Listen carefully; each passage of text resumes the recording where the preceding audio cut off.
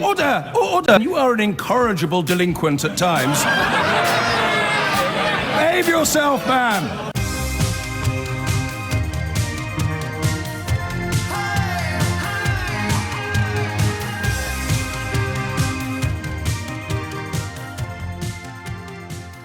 Thank you for choosing LBC on this rather fine Friday morning. I am bowing to popular demand. We are going to talk about passports, having managed to resist the urge to discuss the second of the only two things left for people to whine about after fish.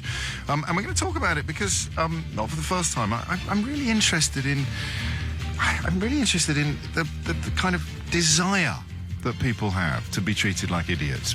We saw it with the Cambridge Analytica stuff that came out earlier in the week when those recorded conversations had some of the senior executives from that company effectively saying that facts don't matter. These people don't want facts. What they want is to be made angry. They want feelings. And I suspect that part of the reason that we're less shocked by it than perhaps we could have been, apart from the fact that it's on a Facebook platform rather than on a paper and a newspaper platform, is that, I mean, this is pretty much how the British media has been run for the last 20 years. I don't think, though, that we've ever come up with a better example than this one. Today, the Mail has a question for Britain's ruling class. Why do you hate our country, its history, culture, and the people's sense of identity? And this is in response, in case you've been under a rock for the last 24 hours, in which case part of me envies you. This is in response to what could be loosely described as free trade. In other words, a contract that is in the gift of the Home Office is put out to tender in order to ensure that the taxpayer gets the best available value for money. I'm sure it's a flawed process and it's far from perfect, but the bottom line is that they put these contracts out to tender precisely because it allows us to save money, and in this case about 120 million quid on the closed or sealed offer. Now, what I find unbelievable, and I'm just, bear with me a moment, I'm just going to get all my ducks in a row on this one, because you won't believe me, actually, if I do it off the top of my head and don't try to explain it to you properly. So, bearing in mind, this, you could describe it as the Bible of Brexit, couldn't you? The Brexit Bible, the Daily Mail. And today is a day where I'm trying to build bridges between horribly divided sections of our nation, our wonderful country. I want to understand people who sort of are the polar opposites to me on this particular issue. So if I told you this, so today, how cross do you get with this, all right? Today, the Mail has a question for Britain's ruling class. Why do you hate our country, its history, culture, and the people's sense of identity? But why do you hate... So, I mean, literally, they must know the truth when they write this stuff, mustn't they? This is a free trade agreement, upshot. It is three companies all put in bids for a contract to do something, and that contract has been awarded to a Franco-Dutch company, which nobody... I think you're the first to notice this. I can't see any reports of it anywhere else. The Franco-Dutch company that got the nod, that got the gig, it was already agreed at the end of last year that it would be sold to another company called Thales, T-H-A-L-E-S. And Thales, wait for it, is 26.4% owned by the French government. So, I mean, I could just boom, pop, crack, snap. It's incredible. But it's also not shocking because the French government also has stakes in our transport, as does the Dutch government. As I've said before, the Conservative government in this country is not opposed to state ownership of British utilities. It's just opposed to the British state owning British utilities. Chinese can weigh in and fill their boots. The French can have whatever they want. The Dutch, the Germans, you name it. They can buy up our infrastructure, whether you're talking about hospital contracts or railway lines or power stations. Power stations are great. Or in this case, a contract to do passports. So just hold that thought. And look, I do want to try and pour some oil on the water today, because a large part of what I do on this programme is designed to help people who are being lied to. And the point at which I stumble is when I come up against people who really like being lied to. So just try this on for size, because wherever you sit on the Brexit debate, this should give you pause.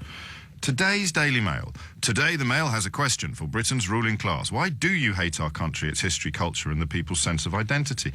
So they have essentially extrapolated from a free trade arrangement that the government hates the country it governs, the history, of the country it governs, the culture and the people's sense of identity. This is insane. I mean, we get our knickers in a twist about Cambridge Analytica deliberately inflaming prejudice and ignorance. The Daily Mail is built upon it.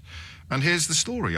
This is absolutely astonishing, even by the standards of the stuff we dig up regularly on this programme. Ministers were last night urged to stand up for Britain following a furious backlash over the decision to make post-Brexit blue passports overseas. What do you think the Mail had to say in 2010? Under this headline: fury over switch to make British passports abroad at increased cost of £100 million. So this is 8 years ago, the 12th of December 2010. Fury over switch to make British passports abroad. And here it comes. British passports are to be printed in Malta, which could mean 100 UK jobs lost and cost the taxpayer an extra £100 million.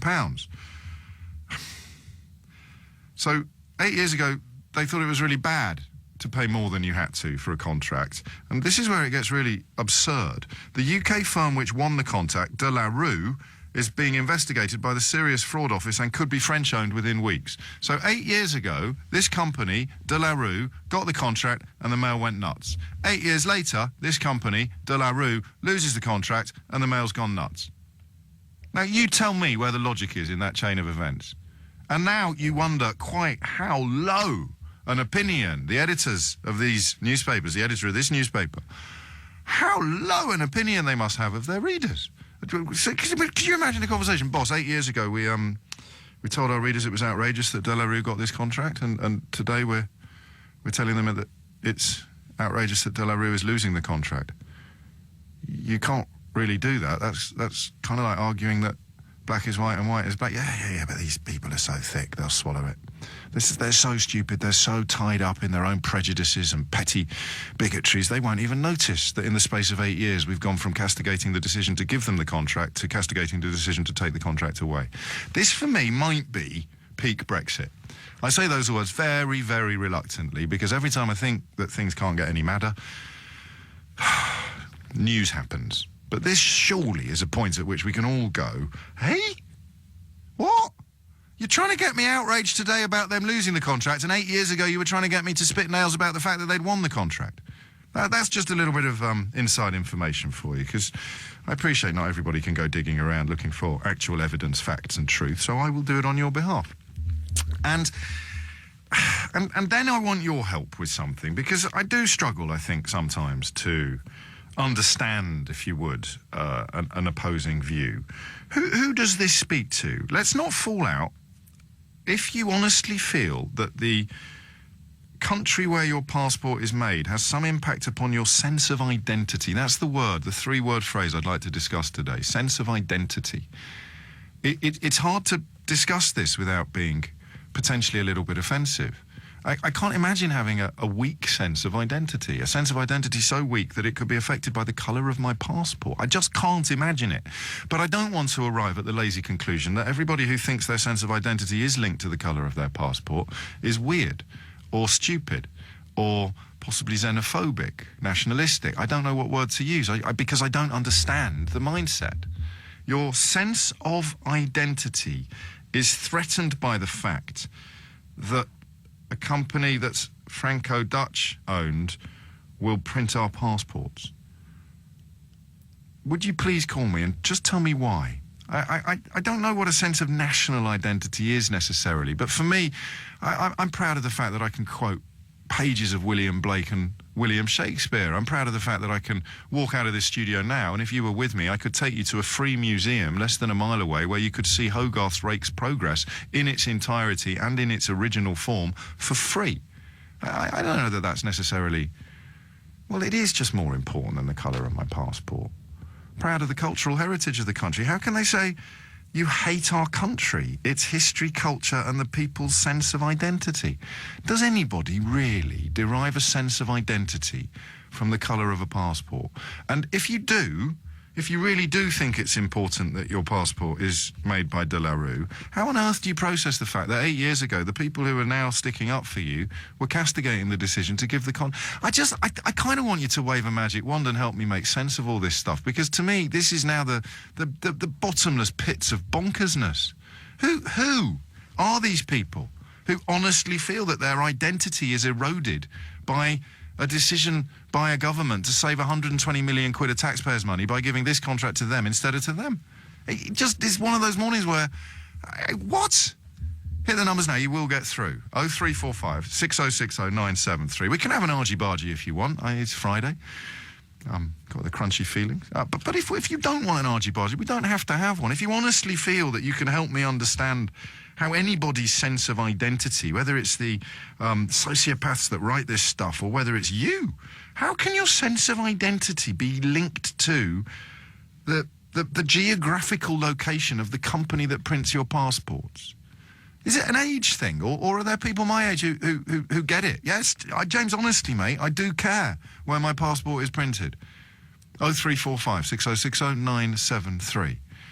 You can email, you can tweet, you can text, but I always prefer the phone calls because that way we get to see the whites of each other's eyes. And there we are. This is Britain in 2018. The other story I need to share with you, and I do this reluctantly because I don't like making people feel stupid, largely because they don't thank you for it.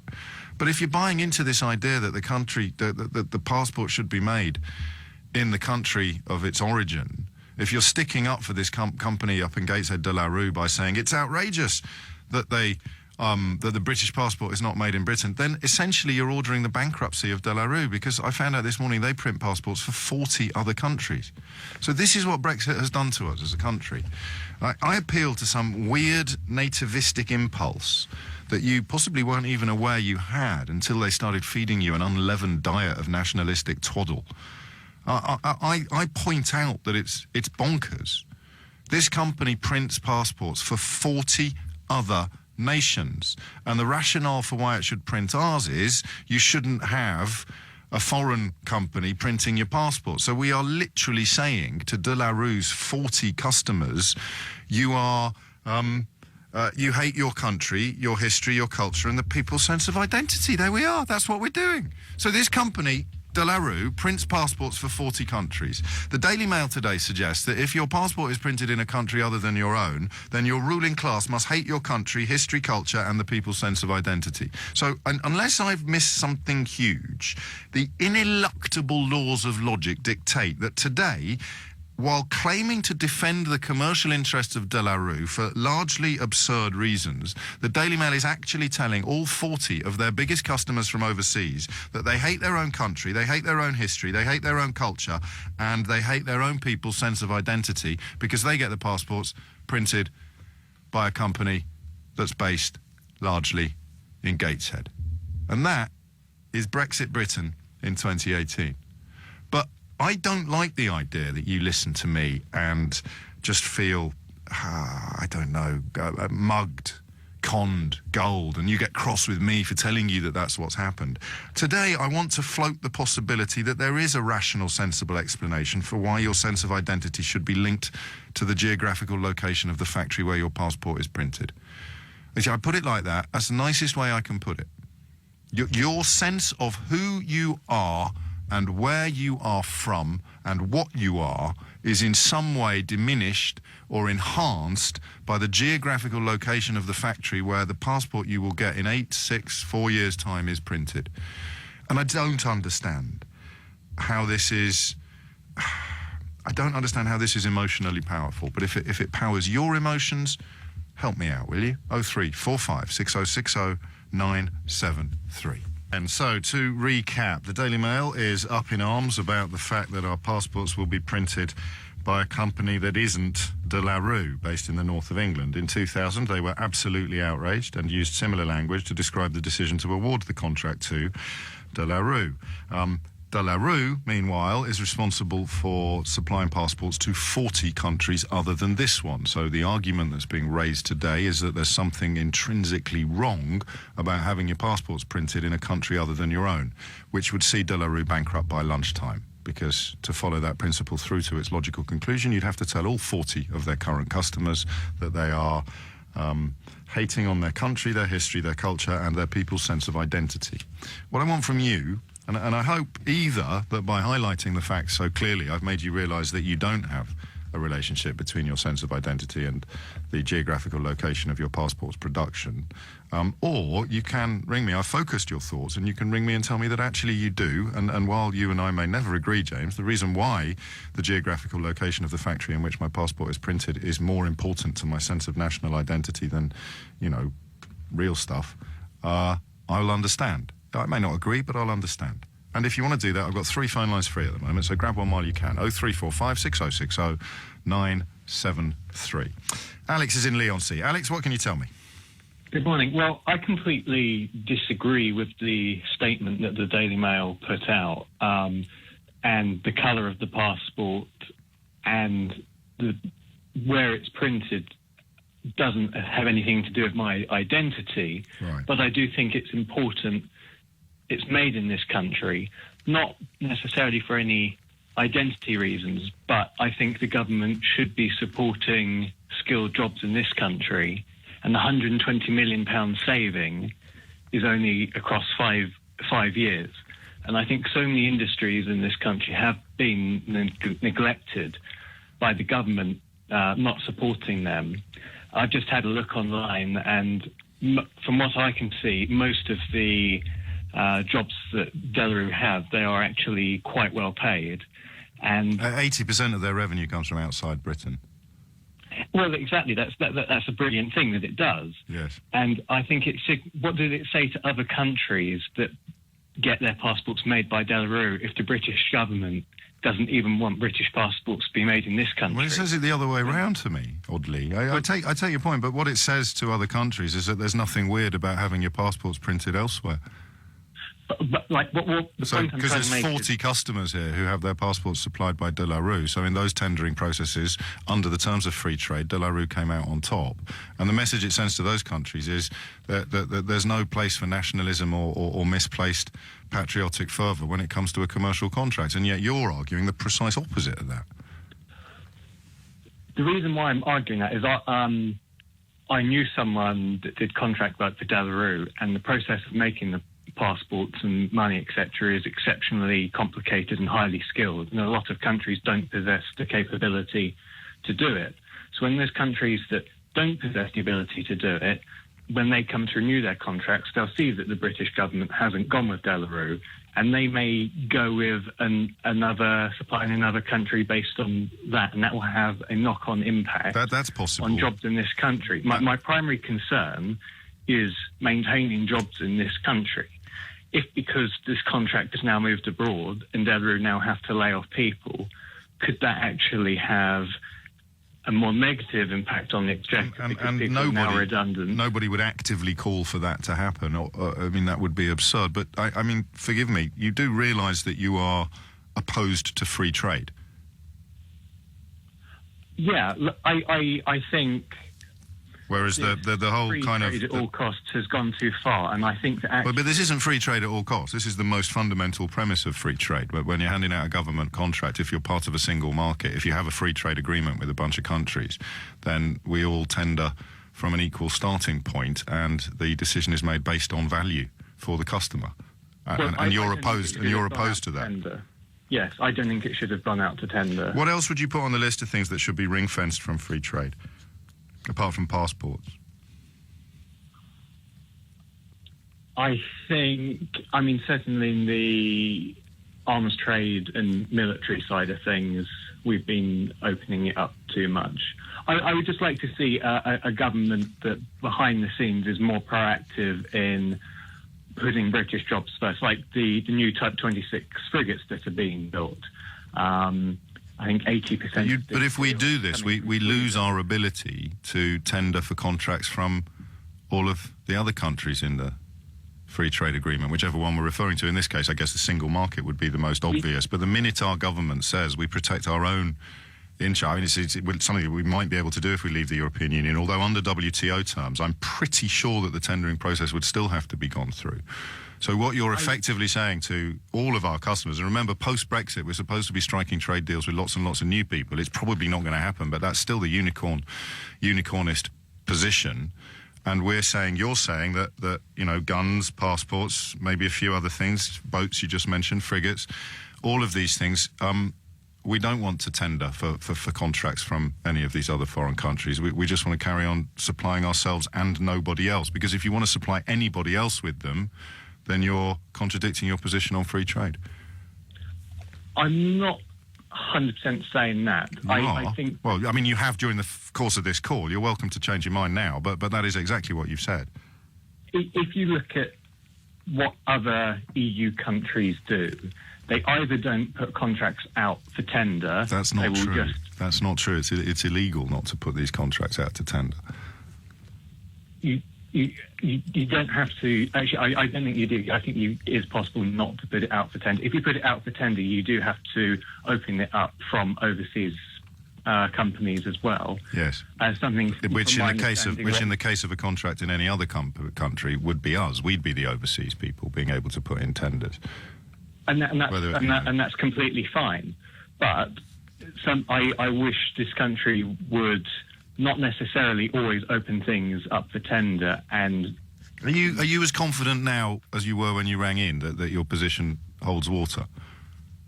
Yes, because Okay. when I look at other European countries, they do favour their domestic industry. No, they don't, because they don't. Because the tendering process, it has to be transparent. We know how much money De La Rue overbid, as it were, compared to their rival. Doesn't matter what country they come from, the Home Office is duty-bound under the terms of the trade agreement to go with the best offer. And you're saying that we should... I'm not going to be rude to you, but you are arguing that we should essentially produce only for ourselves and stop bidding for contracts overseas because we don't want anyone from overseas to bid for contracts here. And I don't see how that helps British workers, because we've only got 60 or 70 million people in this country. There are 10 times that number in the European Union. So in terms of customers who might buy things made by British workers, you're saying we'll be better off with 60 than we would with 600 million. All I know is that I have seen instances where European countries have been far better at protecting their domestic... No, you've seen instances where European countries who went through exactly the same tendering process that this passport contract has gone through ended up with a contract being awarded in the country of origin, which has also happened here. It happened in 2000 when De La Rue got the gig, and the Daily Mail went nuts about that. I share your emotional sense. We should spend our money on things that British workers do, but it's a 19th century attitude, Alex, because as I said, what you have done is essentially say British business is better served by having 60 million customers who we are duty-bound to serve, rather than having 600 million to whom we have to prove that we provide the best value for money.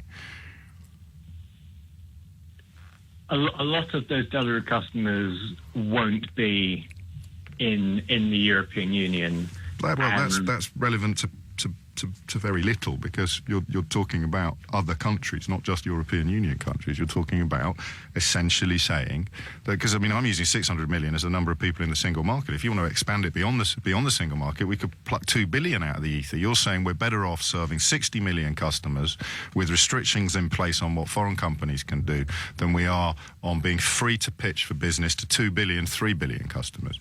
And I mean, I understand why perhaps you started off in that position. I don't, I'm afraid, my friend, understand how you can still be in it. So I get that. I understand Alex's impulse to think that our government should be protecting our companies by giving them contracts even if they're not going to provide the best value. It's against the terms of free trade, though. There might be exemptions that one could bring in under this, but it's against the terms of free trade. He was a long way away from thinking that his national identity was in any way linked to the geographical location of the factory where his passport was printed. But I don't think, and again, you're welcome to take up the baton that he began running with. I don't think that he made a case for explaining why it would be advantageous for this country to limit its custom to 60 million people when...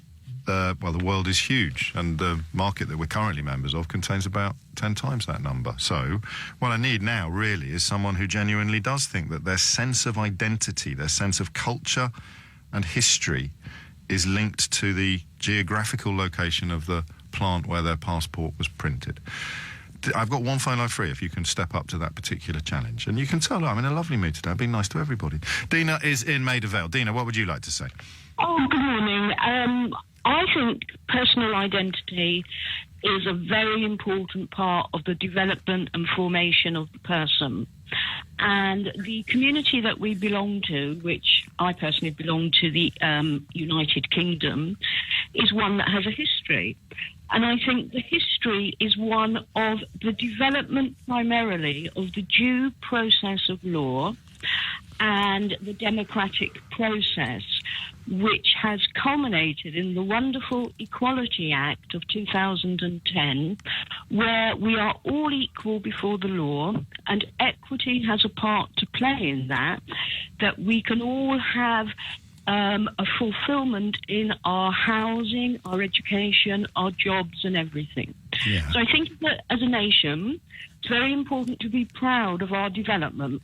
I think it's very important to look around the world. Well, I am proud of our car. I mean, that's why I didn't want to do something so damaging as Brexit. But just talk to me about the geographical location of the factory where your passport is printed, if you don't mind. I will do, but Thank you. first of all, it's very, very important to understand. Okay, I register what's important. Just talk to me about whether your sense of identity is linked to the town in which your passport is printed, or the No, country. it's not. Oh, No, well, you're not what I'm looking for, dear. You are not the droid I'm looking for. It's not linked to that at all. What about the colour? Is your sense of national identity Yes. linked? Oh, it is. Good. Tell me why. Colour is very, very important. Go on. When I receive my blue passport and start to travel with it, Yes. I will be reminded that I am an island surrounded by the sea, and I will be reminded that when I look up at the sky, which is blue, I belong to a global family. There's one sun, one moon that we all share. Because the sea and the sky are relevant to this because of their blueness. For me, it is that. Okay. Yes, I don't know why they chose blue in the first place, but for me, it's a reminder of The sky and the sea. The sky and the sea, that we are a nation that has gone out to all corners of the world, and that we are a nation that truly has started a process of global family. Okay. For me, Europe and the colour red symbolises communism, fascism, Nazism, and all the hidden furies. Crikey, you must have struggled over the last few years not being able to travel abroad. Well, actually, I haven't travelled abroad, funnily enough. I thought not. Years and years. Yes. No. But I'm not a nationalist. The sea's not blue anymore. I hate to break it to you. Sort of dull grey. I'm not a nationalist by any Well, stretch. I didn't say you were. I would never dream of labelling you with that brush unless you deserved it. Here's the thing. No, Here's yeah. the thing, though. I mean... I love our country. The burgundy passport as a symbol of Nazism and fascism, while simultaneously claiming that we're members of some sort of global family. I wonder if you could just join those dots together for me, Dina. Well, Europe has a very serious problem with Nazism, fascism and communism, which is rearing itself again in certain countries of Europe and Russia. We, on our part, have a history of imperialism that needs to be challenged. Right, and you think that the colour... Just talk me through how the colour of your passport sort of equips you with a... What word would you use? A protection against? A protection against extremist politics? What then? No, it's an assurance of the things that I personally stand for. And when your passport was maroon, you weren't assured of the things that you personally stand for? No, that colour completely confused me. Okay. So much so that I didn't really travel. I wouldn't necessarily say that you've brought me to a better understanding of the broader picture, but is it fair to say that in the case of Dina in Maida Vale, a maroon passport made you feel less opposed to Nazism? Yeah. Okay. It's 10:41. Sean's in Wolverhampton. Sean, what would you like to say? Yes, I'm outraged. Well done. Do you want to carry on, or should we just park that? No. I mean, that's just the beginning of it, to be honest. What are you outraged about, Sean? Take your time and explain it to me.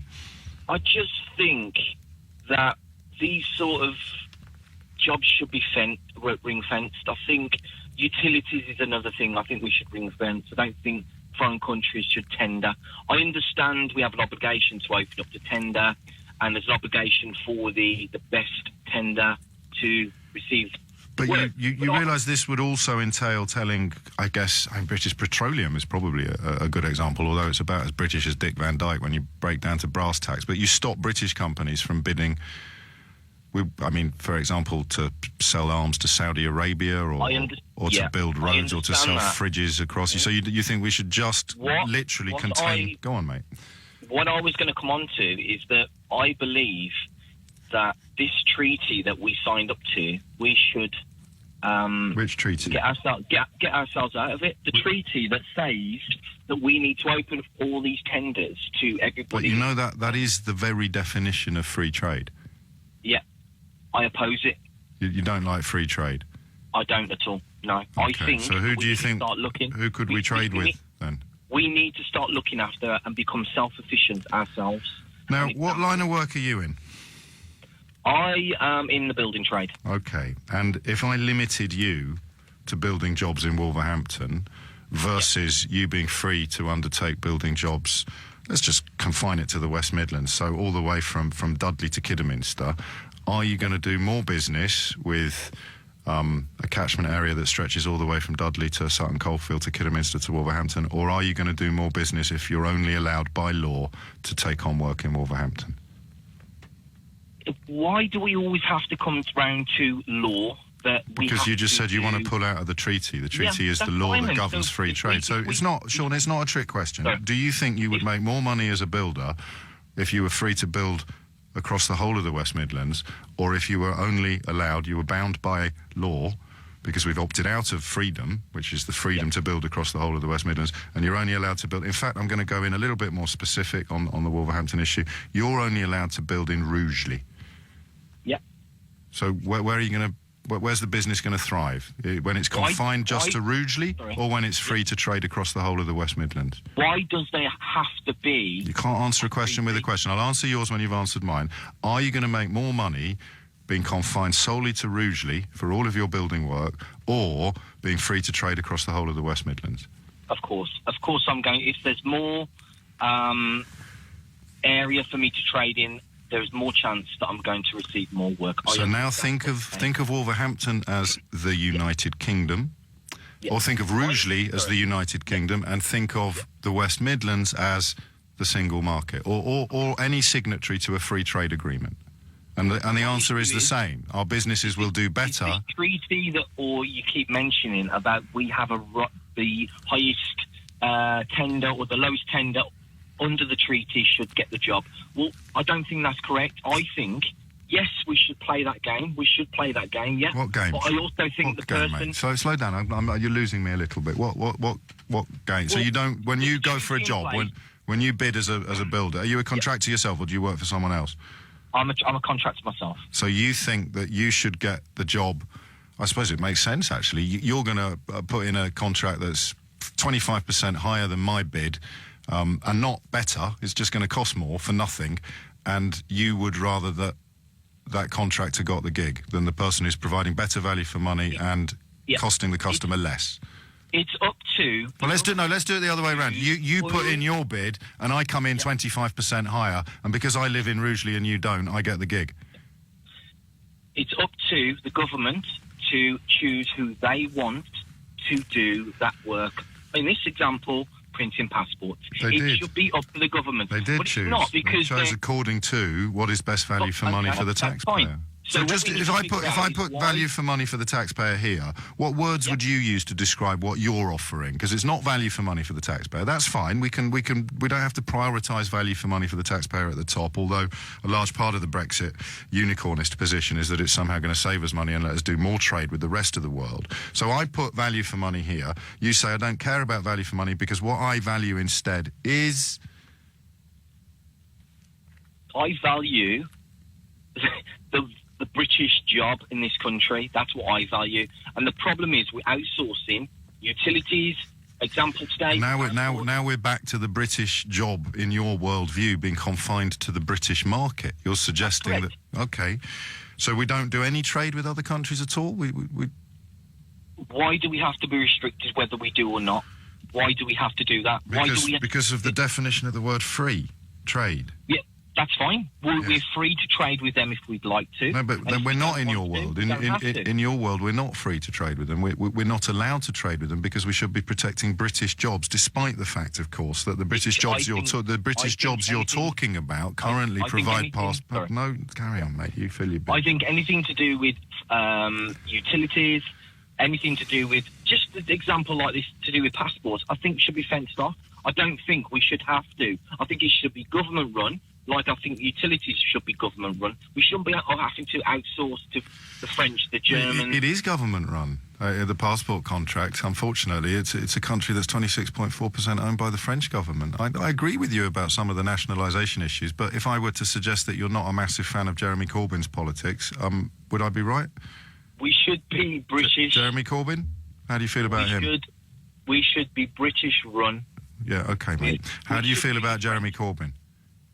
I like some of the stuff that he says. Some of the stuff I don't like, to be honest. But on the nationalisation stuff, you're very, very close to each other. It's some believe it's completely pie in the sky. Others think it possibly is plausible. But just for the record, the reason why we can't, or the reason why we don't throw £120 million on the fire is because we do care about British workers and the British economy. I say, would it be right to describe your position as more emotional than economical, do you think, Sean? I think that we've gone away from being emotional now, and I think we need to get back that way a little bit because the great British... You don't think there's enough emotion in British politics?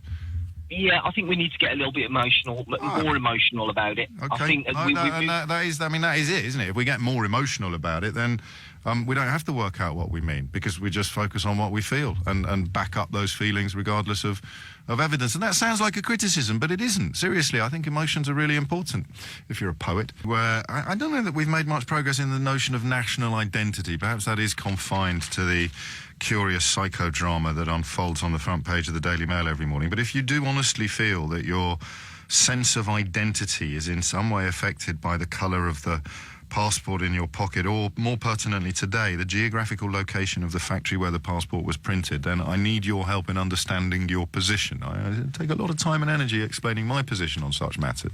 I wonder if you would repay the compliment. And if you do, I promise not to mention that under the terms of the De La Rue contract that's coming to an end, 20% of all passports were being printed overseas anyway. I swear to God I won't mention that, all right? I will mention two things. An interesting story in the... well, it's not a story, an opinion piece in The Guardian by Owen Smith, who challenged Jeremy Corbyn for the Labour leadership what feels like several hundred years ago, talking about, given that, I mean, this is just true. I know some people won't like it, but the surrender, if you will, for want of a more meaningful phrase, the minimising of self-harm, I would say, paying billions to the European Union, having no say in its decisions, continuing free movement, European Court of Justice will be able to issue instructions to British courts for at least another decade, the common fisheries policy will still apply to Britain, pragmatism, realism, finally biting, which is why we're all talking about fish and passports. So Owen Smith is suggesting that it's time for Labour to actually offer an alternative to Brexit. Chuka Umunna, the Labour MP for Streatham and leading supporter of Open Britain, feels, I think, similarly, but even more interestingly, according to one report this morning, he is the secret leader of a undercover campaign. This is how they've written it up in the Bloomberg Business Week blog. Early every Wednesday morning, 15 people leave their homes and travel separately to a secret location in central London where, over cups of Indian-style filter coffee and plates of cookies, they plot to stop Brexit. And Bloomberg today finger Chuka Umunna as the leader of this sect. So first question, Chuka Umunna, is, are you the leader of this Indian-style filter coffee drinking sect? Well, hi James, thanks for having me on your show. I wouldn't put it like that, and it's not terribly secret, and there is no plot. But apart from that, well, you have around 10 national organisations which have been campaigning in various forms for us to have the closest possible relationship with the European Union. And much as I would absolutely love to stop Brexit, everybody recognises that, you know, we don't get to stop Brexit. The future trajectory of the country can only be determined by the people. And personally, I think that it is wrong for 650 MPs in London to determine the futures of 65 million people, which is why overwhelmingly we all want a people's vote on the Brexit deal for the reasons that you so often illustrate vividly and very accurately on your show, James. I think Brexit is very different now to what we thought it would be. 2018 is very different from 2016. We're in a new situation. We are not going to get all the exact same benefits that we enjoy in the European Union once we've left. I think everybody recognises that, whether you voted leave or remain. There's going to be a divorce bill of up to £40 billion, and we'll be making payments to the European Union through to 2064. But obviously, once we're out, we're not going to have a say on the rules that apply to its structures, and we're still wanting to sell into European markets. And I just think this whole thing it's much more complex and protracted than anyone thought, and it's affecting things again, that you've discussed on your show that no one thought it would affect. Who would have thought this would impact on the Good Friday Agreement settlement in Northern Ireland, or the transportation of medical isotopes used in cancer treatment and research, which Brexit is very clearly impacting on. I don't think anyone really foresaw this.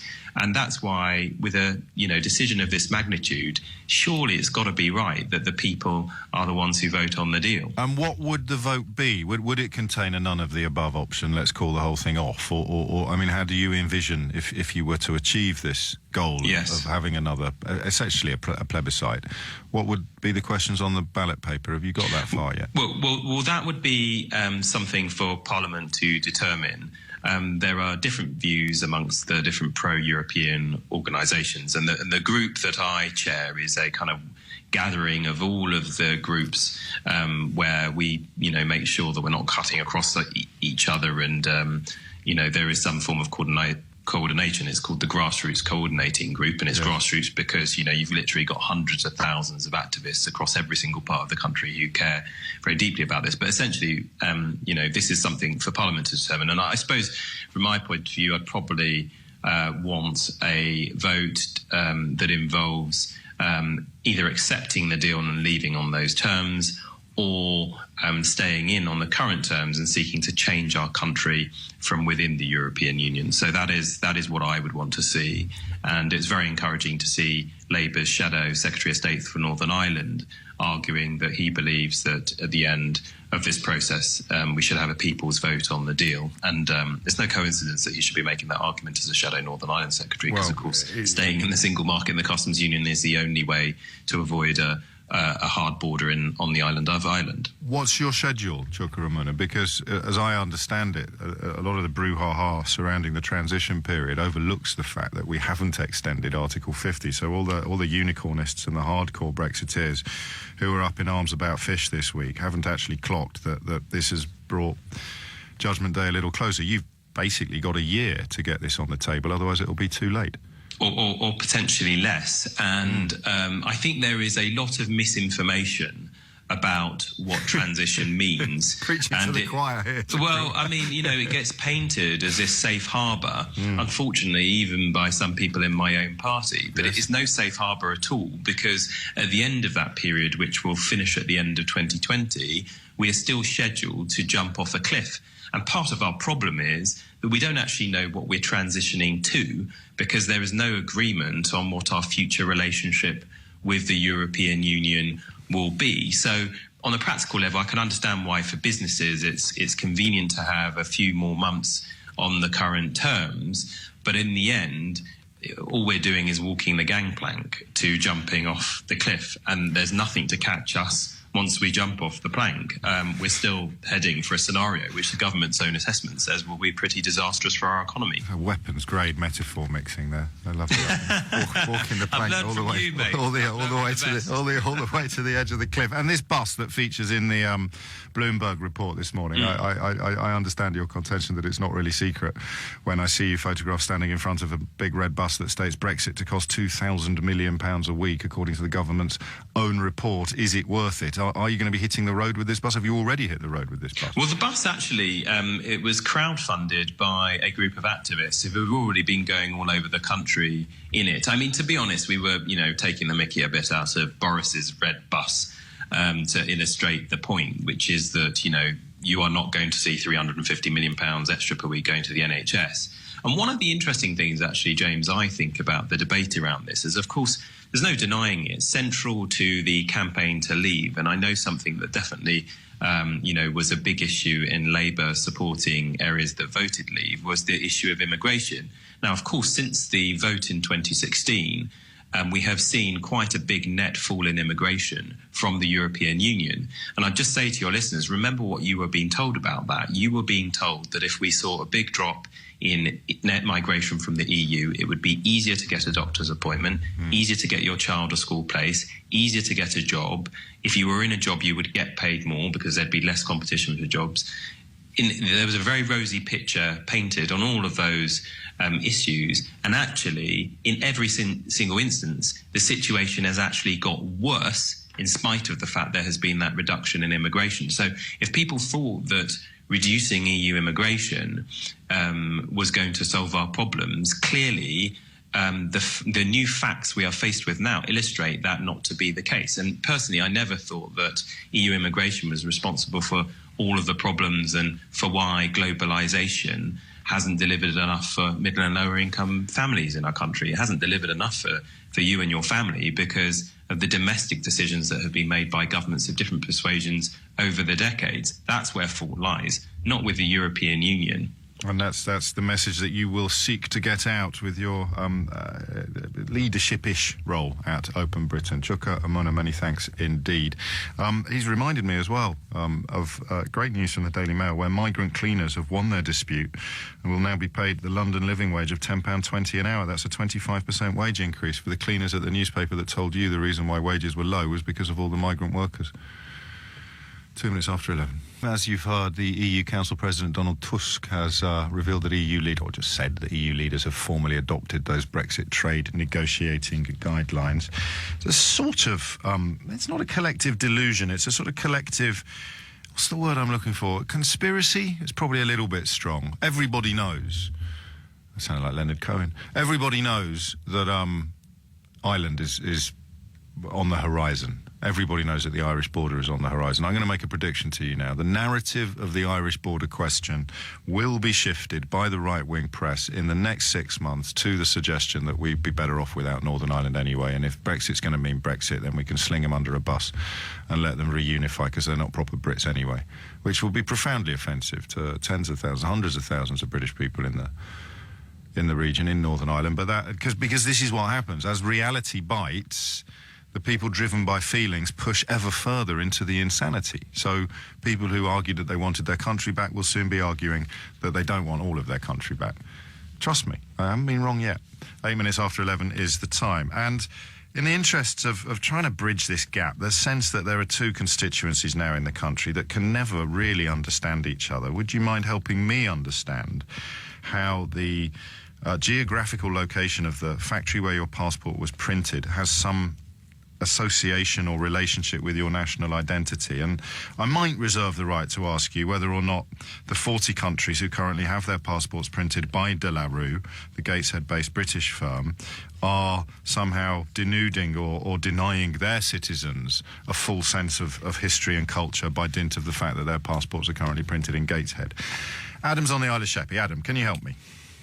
Yeah, James, I think I can. Good man. For me, the colour of the passport is a symbol, to symbolise that we're now coming away from the European Union, the rebirth of an independent United Kingdom away from the European Union. And as regards to where the passport is being manufactured, I think most people are more disappointed with the fact that the government hasn't chosen a company based in the United Kingdom, because a lot of people realise that even though the government may be paying slightly more over the term of the tenureship for the passport, that money will be reinvested within the United Kingdom, because obviously that company is located here, it pays business rates here, it pays corporation tax here. 80% of its revenues are overseas. Well, that's a huge company, though, James, isn't it? So it's a huge lot of revenue that, and yeah, but 80% of Somerset, it, 80% of it is overseas. They've still got operations and factories based in this country.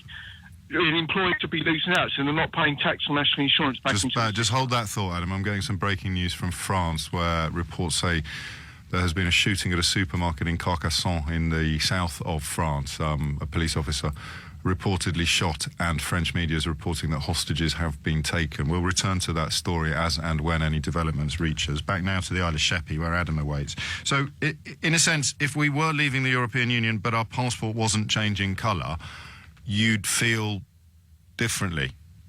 No, you see, what I see going on in the country is that... I just want to talk about you, because what you said was it's a symbol. So would you feel differently, I mean, if the passport was a different colour? I mean, two things I need to point out. The first is... Yeah, I would feel differently. You would? So tell me how, because we'd be leaving economically, politically, but the colour of the passport... That's the point. Yes, go on. Well, James, that's what I was about to say.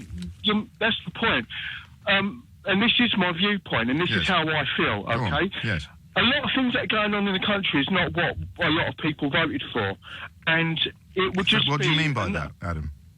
Well, for example, you know the list you read out just before you spoke to Chuck Ramuna about all the things that, you know, like the European Court, the Justice for our buildings into us.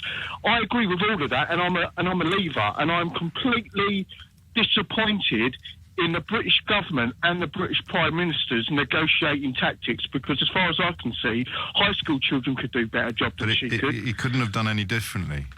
Yeah, no, I think you can. I think Go on, for example? No, for example, I saw a video online with Julie Hartley-Burr, and look, I'll take some. No, listen. No, I'm all for multiple sources, mate. But I mean, you might as well quote Sesame Street. I want you to tell me. It was her negotiating tactic style that I was interested in. Mate, come on.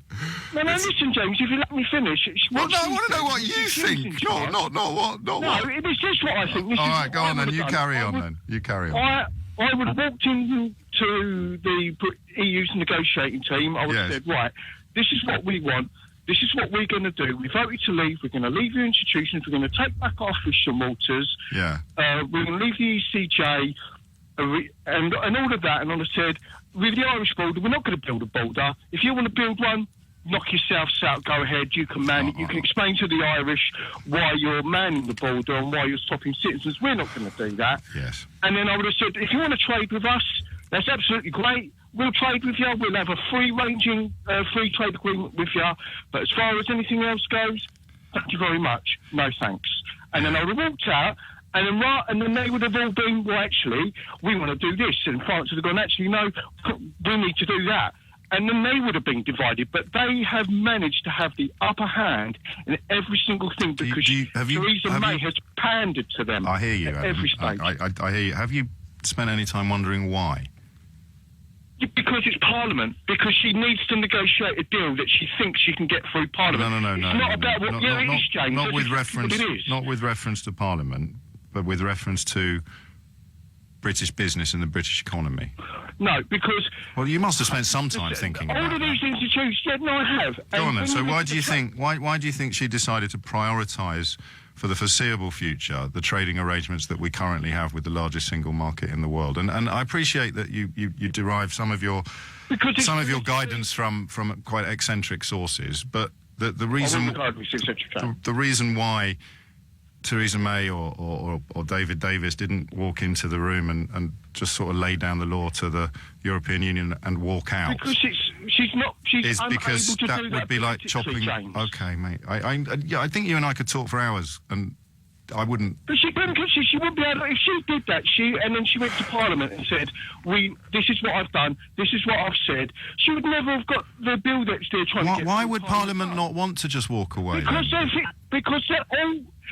most of Parliament is not representative of the British public's opinion. Okay, Adam, I'm going to insist that you just slow down a little bit and try and address the question that I'm actually asking you. If Theresa May came to Parliament and said, I'm cutting us off from the single market, we're walking away now, the Irish border is going to have to go up because the Good Friday Agreement demands regulatory alignment on both sides, and we're opting out of that. So we're breaking the Good Friday Agreement, we're reintroducing the prospect of the Troubles to Northern Ireland, we're pulling out of the largest free trade agreement and single market in the history country of humanity, and we've got absolutely nothing to replace it with, but we're going to start negotiating now. As of tomorrow morning, you can't export from this country to anywhere in the world because the free trade agreements that we currently operate under are either part of the EU or they're part of our membership of the EU. That's why the lady in Lowestoft earlier this week could send her whelks to Lowestoft. So when Theresa May stands in front of Parliament and says, that's going to teach them, that's what we're going to do, why do you think MPs wouldn't vote for that? Yeah, but James, that's a Adam. little bit inaccurate in what you've just said. Go on, mate. That's the problem. Yes, go on. Okay, about the Irish border, she wouldn't have been able to stand up and said, we'll have to put up a border. But that's the point. The British government doesn't want a border. It's the European Union. The Good Friday Agreement demands regulatory alignment on both sides. But if that's look, we can park that if you want, and we'll just focus on trade. So if Theresa May stood up in Parliament and said, we're walking away from the biggest single market in the history of the world, we've got absolutely no trade deals in place yet because it would be illegal to negotiate. I would do that. Adam, you have to let me finish. Sorry. We've got absolutely no trade deals in place because we're not actually allowed to negotiate them until we've left the European Union. The 54 that we currently enjoy as members of the European Union cease to exist tomorrow morning. We won't be allowed to export anything until the new deals are in place, and we're going to have a nightmare importing under World Trade Organization rules because of tariffs and customs checks and similar. I just want you to just take 30 seconds to think and then explain why perhaps you're right when you say that MPs wouldn't vote for that. Right, I think the Article 50 should have been the transition period, Okay. and if the government had treated it like a transition period rather than an extension So of our you're membership. not going to do it, No, are I you? am answering the question because You're I'm not saying answering it's the on a faulty question. premise. You're not answering. Your assertion is based on a faulty premise. It's not an I'm assertion, saying it's to a you- question. I've got to cross live to France now, Adam. I wish you well. 16 minutes after 11 is the time. And I'll speak to Peter Allen in Paris after the break about how French media are responding to reports of a gunman holding several people hostage at a supermarket in Trèbes in the south of France, near Carcassonne. It's a Super U shop to which police special forces have rushed, and the prosecutor has said that the gunman claims to be a member of the Islamic State group. British diplomats have left the UK's embassy in Moscow ahead of the deadline for their expulsion from Russia. Some movement yesterday with the European Union were calling for the withdrawal of their ambassador from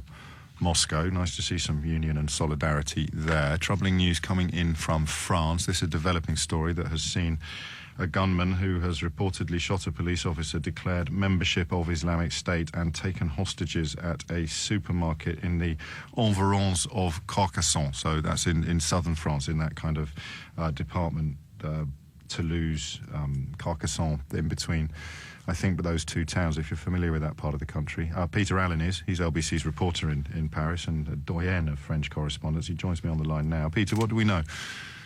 Good morning, James. Just after 11 o'clock this morning, a man, nobody knows his name so far, but he's suspected as being about in his 30s.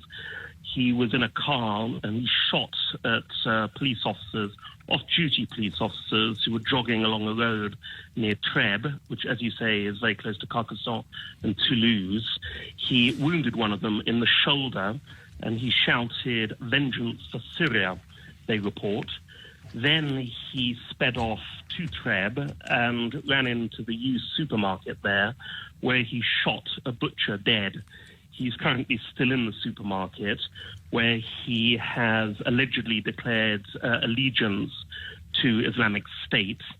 And clearly the whole area is now swarming with riot police who are trying to bring this situation to an end. Any indication of how many people may be in the supermarket with him? Not at the moment. As I say, he's shot one supermarket worker, but there's no indication as to how many people were in the supermarket.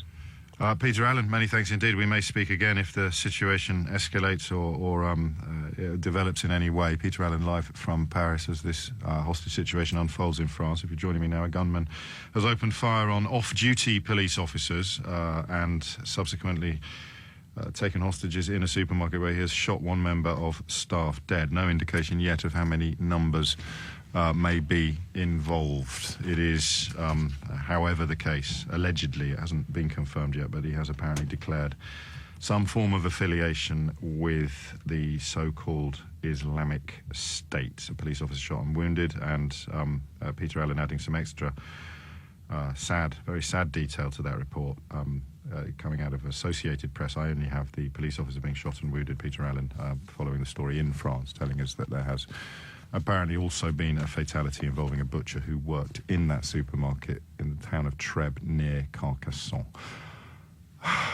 24 minutes after 11 is the time. You are listening to James O'Brien on LBC. Coming up later in the programme, you may be pleased to hear that there's a degree of lighter fare coming, although we may put that on the back burner if the situation in France continues to develop. I've just taken a call from Montpellier, which is obviously in the south of France. Stephen, I believe, has been in touch with his sister, who is in Carcassonne itself. Stephen, is that right?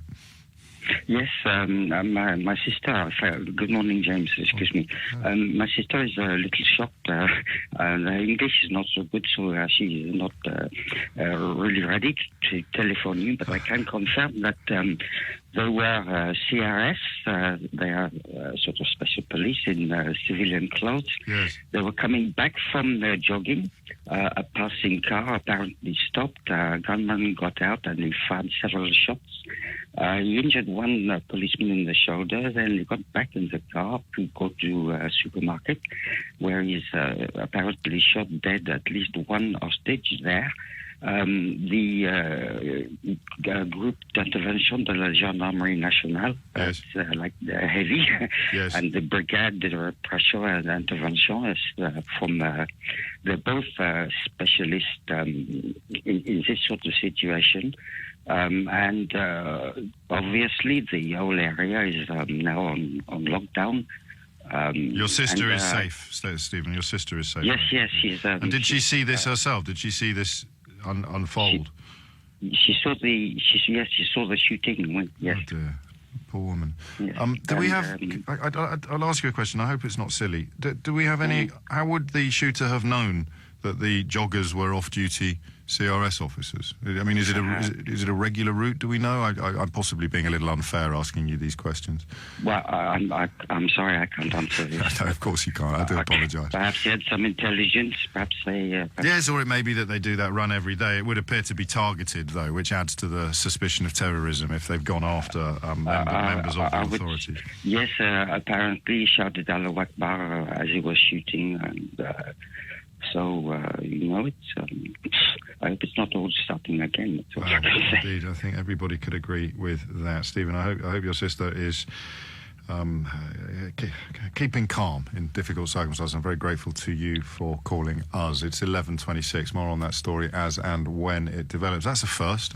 Breaking news in the United Kingdom often prompts people to pick up the phone. It's not long ago we were confined to London. People would pick up the phone and call us. I think that's the first time breaking news outside Britain has had an LBC listener on the line within minutes, and possibly perhaps gives an idea of what the future may hold. 26 minutes after 11 is the time. I'll take this up to past. The conversation about national identity being somehow, this is what the Daily Mail contends this morning, that your sense of who you are is in some way influenced by the geographical location of the factory where your passport was printed. I'm not exaggerating or oversimplifying. They are, because they don't mention in the headlines that 20% of the passports made by this company, De La Rue, for the UK traveller were already printed overseas. So that means 20% of us have weakened national identity. But because we don't know which 20% of us it is, maybe that just doesn't hurt as much as it would if that had a little mark on it that said you're one of the 20. Gary's in Walthamstow. National identity and geography plus passports. Gary, mix them all together and what do you get? A lot of nonsense, basically. It makes absolutely no difference, James. James, listen, I'll sort of last part of the conversation because I got out of the car, so sure. Excuse me if I'm repeating myself, but you're chap from Wolverhampton. Yeah. That you was trying to convince, him about his argument being contradictory. Yes. Just quickly on the process of bidding for work, there is what's called a PQQ, pre-qualification questionnaire, which bidders would have to fill in to say that they're able to do the work. And the actual person tendering the work, they can skew how much quality and how much cost they want to measure. So, for instance, if they just want to go on the lowest bid, they can say, right, 90% of the assessment of the tender will be on cost and 10% on quality.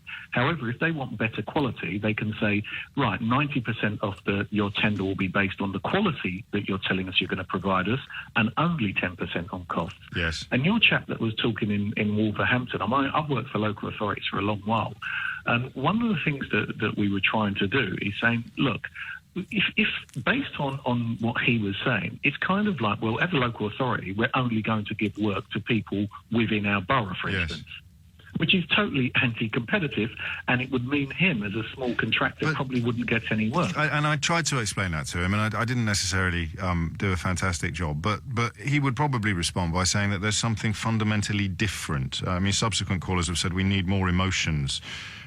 Which is a slightly troubling position, but it's a popular one. There's something about the passport and national identity. So you and me sound like men who don't quite understand what it means to feel that your identity is under threat, because our identity is, dare I say, strong? Strong? Can I say that? My identity is within. I know who I am. Me as, my identity is me as an individual. Yes. I don't need a colour of a passport or a flag or anything. I mean, I've actually competed for my country, worn the flag, stood on the podium. Why, go on. You can't tease us like this. Karate. Seriously? In karate. All right, you can say what you want. I'm not going to argue with you. No, I've never. Hong Kong flu. Sound like Donald Trump and Joe Biden. Yeah, you'll be weeping all the way to the floor, China. I've distracted you now because I'm such an amateur. Sorry, and I'm late for the news. Quickly, say something clever and then I'll go to the news. Let me tell you a quick story. If you will. I was out with the English team in France competing in the European Championships, and we were discussing something similar. I'm going back about 20-odd years, and one of the guys said to me, yeah, but you're not really English. Whoa. Based on the fact that I'm black. Oh, I see. And that perhaps is the kind of sense of national identity that we're talking about. Yeah. I hear you. It's as simple as that. Did you knock him out? Not for that. I meant in a bout. No, he was obviously part of the English team. Oh yeah, I probably should have worked that out before I asked the question. Gary, mind how you go. Covered a lot of ground there, and I'm very grateful to you. It's 11:30.